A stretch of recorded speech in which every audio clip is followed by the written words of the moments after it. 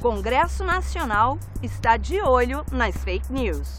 O ano é de eleições, o terreno fértil para plantar boatos. Como combater as notícias falsas sem colocar em risco a liberdade de expressão, sem ameaçar a democracia? A gente pode esperar uma tsunami de uso de robôs, informações circulando falsas ou não. Isso é uma quadrilha. É igual quando sequestradores passaram a terceirizar quem sequestra, quem mantém no cativeiro. A Europa, por outro lado, preocupada com o que ela já chama de GAFA. GAFA é o Google, Amazon, Facebook e Apple. São corporações que têm poderes maiores do que os estados nacionais, inclusive o Estado Nacional brasileiro. O presidente do Congresso Nacional, senador Eunício Oliveira, pediu ao Conselho de Comunicação Social um estudo sobre fake news. Especialistas se reuniram em um seminário e foram categóricos. A situação é preocupante, sim, mas o fenômeno não é novo. A manipulação da informação já acontece há muito tempo e tem mudado a história de muitas nações. O Em Discussão está começando. Eu trouxe alguns exemplos aqui que são clássicos para qualquer estudante de jornalismo, que todo mundo já deve ter ouvido falar, mas que são importantes para a gente lembrar que esse tipo de desinformação, ele não é algo novo, ele não é algo recente, ele não é algo que se manifesta só na internet.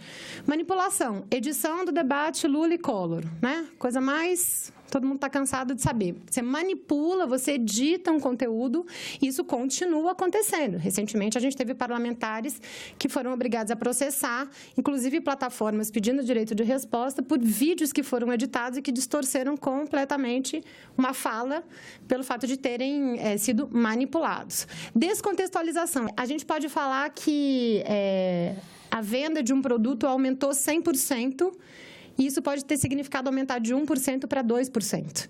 Então, a forma como a gente trata a informação, ela pode também gerar algum tipo de ideia de falsidade, sendo que, na verdade, a gente está simplesmente descontextualizando essa informação. Cobertura enviesada é um tipo de desinformação também? Sim. Pode ser um tipo de fake news? Sim. Trago um exemplo muito recente, o debate sobre a reforma da Previdência. Quem assiste o noticiário brasileiro hoje só vai ouvir pessoas falando a favor da reforma da Previdência. É mentira o que aquelas pessoas estão falando? Não. Mas do ponto de vista de um jornalismo ético que pressupõe uma mínima diversidade e pluralidade, há um viés nessa cobertura. O Jornal Nacional, dos últimos 2 anos, constituindo um ambiente de crise no Brasil econômica para desencadear no golpe de 2016, é fake? É fake news? Ou o que é? O que é? Ou não é? Ou era verdadeiro isso? Ou tem a mesma dimensão das armas químicas dos Estados Unidos ou não? A presidenta deposta tinha crime por trás, portanto o impeachment é impeachment ou é golpe? Se as fake news não são novidade, por que então tanto alvoroço no mundo todo?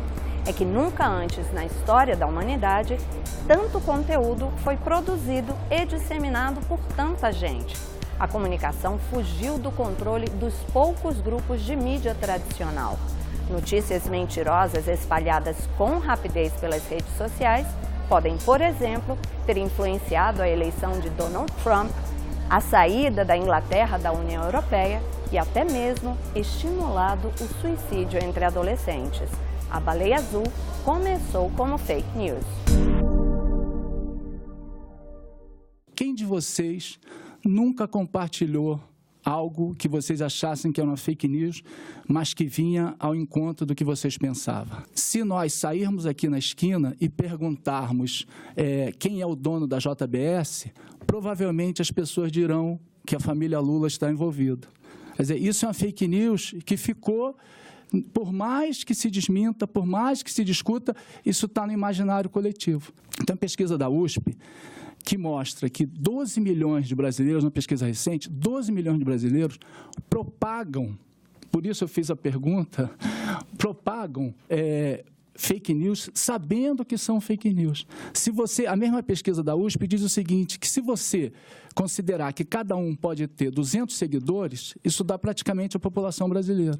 Vimos nas eleições dos Estados Unidos que as fake news alcançaram um nível grave, chegando a influenciar o resultado das urnas. Além da histórica rivalidade entre democratas e republicanos, as mídias sociais contribuíram para a produção de informações falsas naquele país. Em outras épocas, as notícias eram produzidas por jornalistas autorizados. O profissional da área era o responsável exclusivo por informar o espectador. Todavia, a internet quebrou o monopólio da notícia, o que permitiu a maior diversidade de comunicadores. É preciso separar o que é a guerrilha profissional de um mero replicador, uma pessoa que não teve o trabalho de checar um fato e simplesmente compartilhou. Quem faz guerrilha profissional, ele não manda o WhatsApp 1 a 1, ele contrata empresas profissionais e dispara de WhatsApp em massa. Como é que funciona geralmente? Um criador recebe a demanda de um motivador, ou seja, um agente financeiro ou parte interessada, ele adquire equipamentos no mercado paralelo, de forma que você não consegue rastrear o código do aparelho. E equipamento, eu digo celular e computador, tá? Ele abre contas em ferramentas em plataformas. Depois disso, ele pesquisa públicos, canais e desenvolve conteúdos.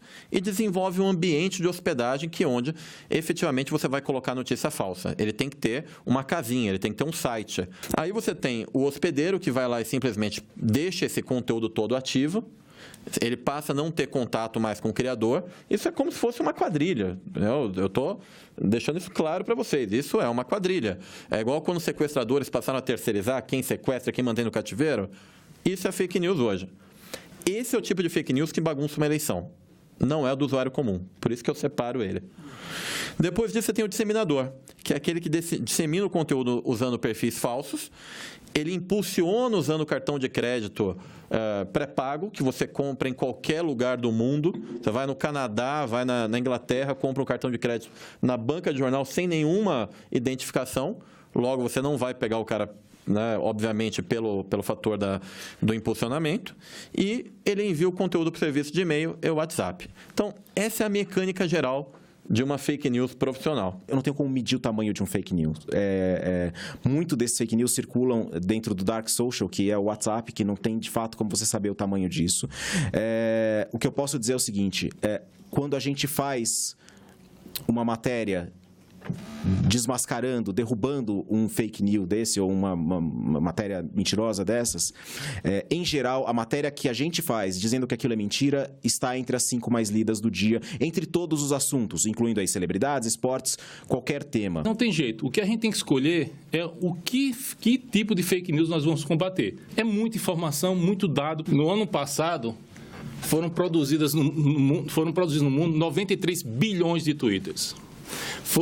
Há 2 bilhões de usuários no Facebook, 349 milhões de notícias e 102 milhões de posts em blogs nos últimos 12 meses. Se você me disser que há como analisar isso e separar o que é fake news, aí podem me avisar que eu vou procurar vocês para poder ter isso dentro da empresa. Uma loucura de você imaginar que no YouTube, por exemplo, 4,1 milhão de views, de vídeos visualizados por minuto. Brasil, 7 bilhões de twitters, 130... Nós somos 130 milhões de usuários do Facebook, né, declarados lá na plataforma do Facebook, 11 milhões de notícias e 2 milhões e 300 mil posts em blogs.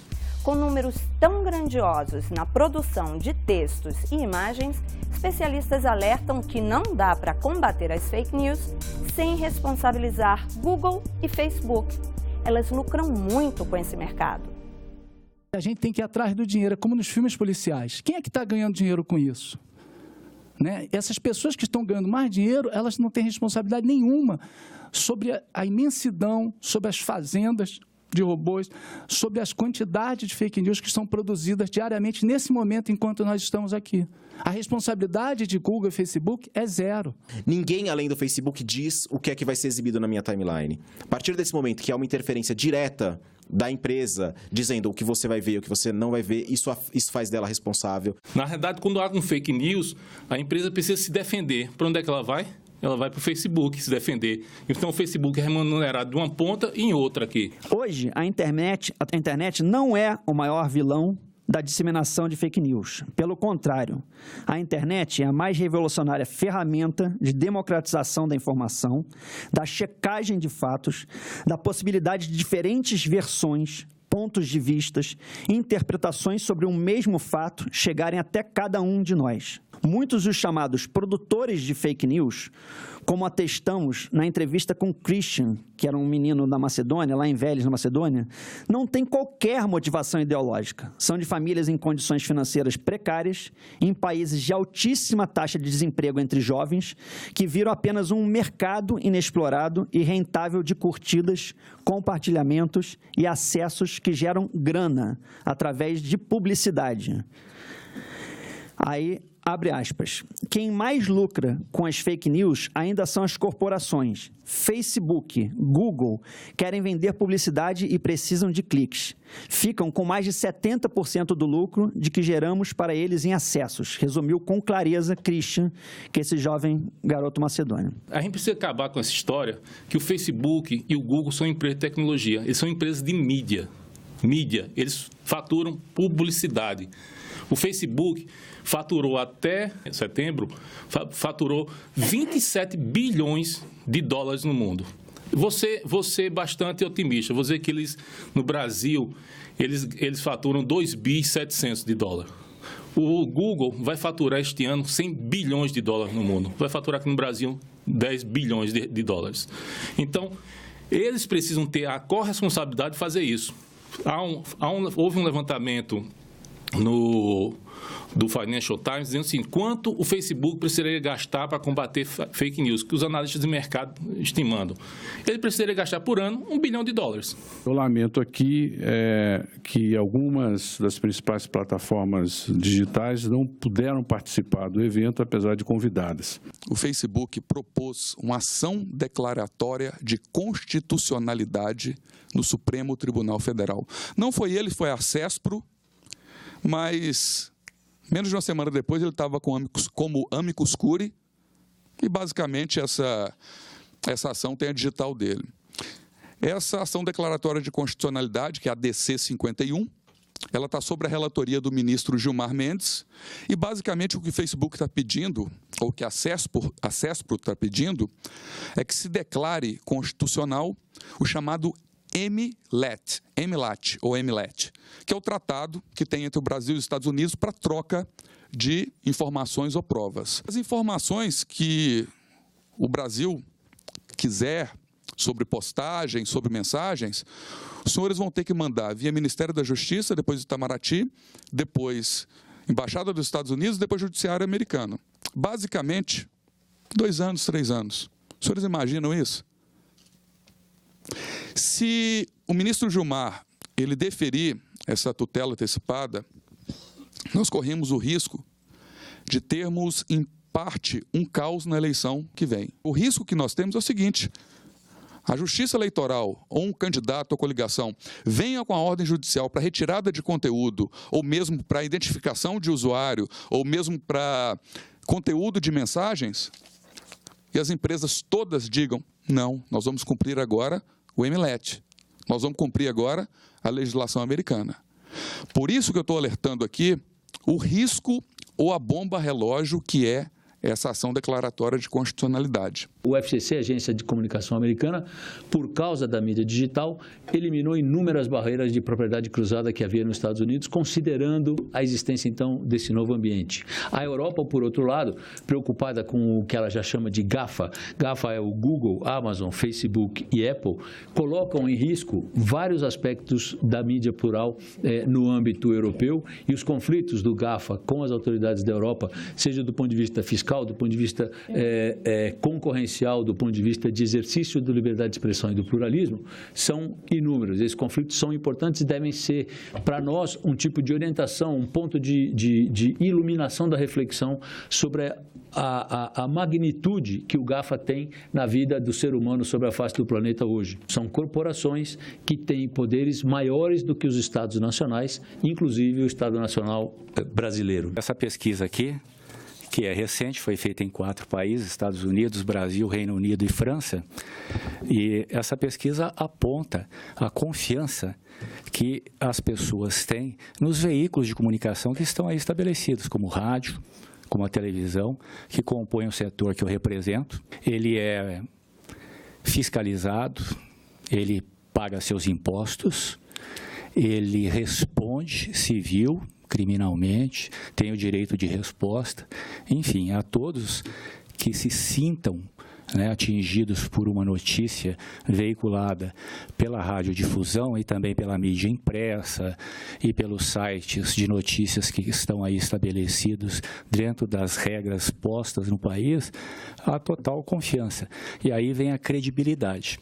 Plataformas e ONGs criam selos de credibilidade. Os parlamentares propõem leis mais rígidas. O TSE estuda formas de punir a produção e divulgação de notícias falsas. Até o Papa já se manifestou a respeito. Mas especialistas enxergam perigo em algumas tentativas de combate às fake news. Afinal, quem teria legitimidade para decidir o que deve ou não ser bloqueado? Acho que é muito perigoso essa tentativa de dizer de definir quem vai dizer o que é verdade e o que é mentira neste debate. A gente acha que é o poder público? O poder público nunca fez isso, né? Aí agora, porque a gente está numa era da internet, cabe ao poder público dizer isso? Eu acho que não. E nos preocupa muito, por exemplo, que o grupo de trabalho que foi criado pelo Supremo Tribunal Eleitoral, pelo Superior Tribunal Eleitoral, tenha Exército e ABIN nos seus quadros para avaliar o que é fake news. Uma coisa é a gente entender que pode haver uma ameaça à soberania nacional, que pode haver influência de agentes externos, e o Exército Brasileiro é responsável, tem o seu departamento de cibersegurança que precisa atuar nesse sentido. Mas cabe à ABIN, inclusive que tem bancos de dados de investigação de movimentos sociais no Brasil, dizer o que é fake news, o que não é, e tratar o cidadão brasileiro como um inimigo interno a ser combatido. Acho que não é essa a lógica que a gente precisa colocar nesse debate. Cabe à imprensa tradicional? Acho que também não. Acho que cabe à imprensa tradicional fazer esse bom jornalismo. Acho que a gente combate desinformação com mais informação e com informação checada e plural, né? Cabe às plataformas dizerem o que é fake news ou não? Acho que não também. O Facebook, por exemplo, admitiu publicamente recentemente que tem derrubado páginas que ele considera páginas que trazem teorias da conspiração e que trazem as chamadas fake news. A mentira das campanhas de antigamente eram 2 cidadãos num ônibus, no metrô, um falando mal do adversário. Você soltava uma mentira, vinha a contra-informação. Hoje o poder é avassalador. A lei tem que ser rigorosa. Eu tenho 2 projetos. Um para punir o autor da mentira e o outro, no exemplo da Angela Merkel, para punir o provedor. Copiei o projeto do modelo que a primeira-ministra alemã enviou ao parlamento alemão. Queria trazer à luz para vocês o que esses 2 textos dizem. Um diz que as plataformas que não removerem publicação fake em 24 horas vão pagar 50 milhões de reais por post. Isso vai gerar uma remoção em massa de conteúdo que vai deixar na mão do Facebook, do Twitter, do Google, definir o que é esse tipo de conteúdo, porque em 24 horas... A quem que você recorre para definir esse tipo de questão? E o outro me parece ainda mais problemático, que ele trata como crime a divulgação e o compartilhamento de informação falsa ou prejudicialmente incompleta. Quem vai definir o que é uma informação incompleta, pessoal? Assim, nós que somos jornalistas sabemos que sempre as coisas que a gente publica são incompletas, elas sempre podem melhorar, elas sempre podem ouvir mais uma fonte, elas sempre podem ser mais detalhadas. E você definir fake news como informação incompleta e criminalizar um cidadão, que todo mundo está falando aqui, que recebe as informações no WhatsApp e compartilha, porque não tem qualquer alfabetização midiática e crítica para poder entender que aquele conteúdo é falso e ele compartilha, isso vai virar crime pela proposta do deputado Luiz Carlos Rauli. A questão de judicialização desta matéria, me parece que ela está mais ou menos regulada da forma como deve ser. Não tem como nós exigirmos a retirada de conteúdo falso sem um pronunciamento judicial, porque quem iria dizer que o conteúdo é falso? Alguém tem que dizer. E aí é a justiça que faria isso. Como a justiça diz, quem tem direito numa ação judicial pode estar errado, pode, mas nós temos que escolher alguém, um árbitro, para dizer. É muito perigoso a gente deixar que a justiça eleitoral, muito rapidamente, decida aquilo que deve ser removido do ar. Tem histórias de cidades em que ninguém da cidade soube que o prefeito tinha sido cassado, que estava recorrendo ao TSE, ele ficou acho que 3 anos e meio recorrendo ao TSE, ou seja, o mandato todo, mas a cidade não sabia, porque uma rádio era dele e a outra rádio da cidade estava com uma ação na Justiça Eleitoral proibindo de noticiar esse fato, porque ele ainda não tinha tido o direito de recorrer ao TSE, então pediu para que isso causaria um dano irreversível à sua campanha eleitoral. Ele foi eleito, ganhou e governou por 3 anos e meio. Um outro ponto que é desse desafio das redes sociais e dessa proliferação de acesso é a jurisdição global. Não existe mais espaço territorial, não temos mais barreiras. Uma notícia produzida em Vélez, numa cidade de 40 mil habitantes, pode impactar diretamente as eleições da maior democracia do mundo, Estados Unidos. Uma legislação no Brasil não vai ter efeito nenhuma. Não vai ter efeito nenhum se a notícia for produzida ali, nos nossos vizinhos. Quer dizer, em qualquer país que não seja o Brasil, essa legislação não vai ter efeito. Então, esse é um desafio que a gente tem também de como criar uma regra de combate que seja mundial. Será que é possível? Em 2018, a gente tem que lembrar que tem dinheiro público envolvido, né? Tem que lembrar que as campanhas vão ser mais difíceis e, portanto, a rede é um espaço mais interessante para atuar. O número de pessoas acessando a rede é muito maior e, portanto, a gente pode esperar uma tsunami de uso de robôs, informações circulando falsas ou não, ou semifalsas, enfim. A gente tem ações que a sociedade civil pode tomar. Então, uma delas é o Trust Project, que é o projeto Credibilidade. É um selo dizendo, olha, essa notícia tem uma probabilidade altíssima de ser verdadeira, ou tem uma probabilidade baixíssima de ser verdadeira. Aqui está o sistema de indicadores consolidados. Melhores práticas. Quais são os seus padrões editoriais? Eles perguntam, quem te financia? Expertise do autor. As pessoas querem saber quem escreveu, quem produziu, quem filmou. Tipo de trabalho, gente, isso é super simples e necessário. E muito pouca gente faz. Colocar lá em cima da notícia. Isso aqui é notícia, isso aqui é análise, isso aqui é opinião e isso aqui é um conteúdo patrocinado. Tudo no Trust e no Credibilidade são absolutamente voluntários, a gente não obriga, não tem papel assinado, não tem custo, não tem nada. Mas quem se habilitar a usar esses critérios e a nos provar que está usando, vai ter direito, se quiser, a usar esse T. Fake news, notícias falsas, boatos, pós-verdade ou simples mentira. Ainda há muita divergência em como definir o fenômeno, mas um ponto é unanimidade. A solução passa necessariamente pela educação. Não é a tecnologia que vai resolver o fake news, passa por um processo educacional. A Itália tem um projeto de ensinar 800 escolas financiadas pelo Facebook e pelo seu Google, a alunos de 800 escolas a identificar fake news e denunciar fake news. Se a gente começar programas, e eles têm que ser, gente, associações de pais e mestres, eles têm que ser escola básica, eles têm que ser universidade. Os resultados com as crianças aparecem daqui a 20 anos só. Por isso, a tarefa é urgente. Além disso, nós temos que dizer para os adultos para parar de espalhar desinformação. Desinformação é poluição, é lixo. A boa notícia é que que o mundo está reagindo.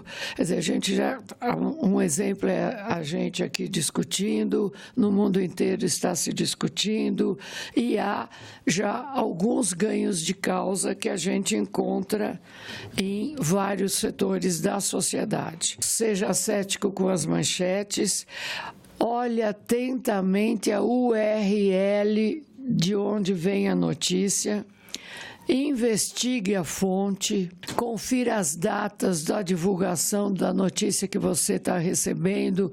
Isso é muito importante. Às vezes, coisas muito antigas vão se voltando aí para o dia a dia.